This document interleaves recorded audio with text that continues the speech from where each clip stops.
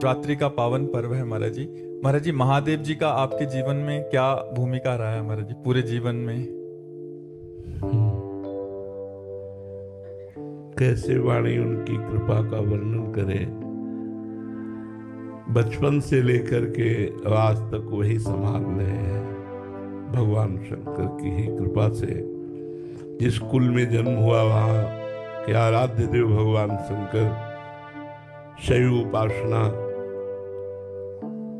ब्रह्मचर्य, महावाक्य, काशी का सेवन, काशी से वृंदावन, वृंदावन में प्रिया प्रीतम की उपासना, सर्वस्व महादेव जी की कृपा से हुआ है। सब भगवान विश्वनाथ जी की कृपा से हुआ।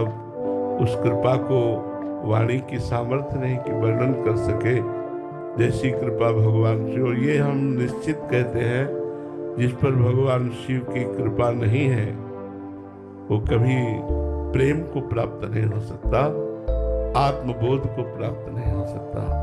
दोनों बातें, जहाँ पर कृपा न करे पुरारी, सो न पाओ मुनि भगति हमारी। जिस पर त्रिलोचन भगवान चंद्रमौलेश्वर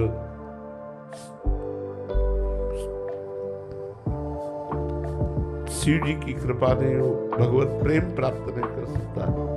और फिर आत्मबोध के लिए तो स्वयं शंकराचार्य के रूप में प्रकट हुए। वही संपूर्ण चराचर जगत के गुरु हैं। जब जहाँ जैसी आवश्यकता होती है वैसे ही आचार्य रूप धारण करके पहले पिपासा जागृत करते हैं, फिर इष्ट रूप से उस पिपासा को शांत करते हैं।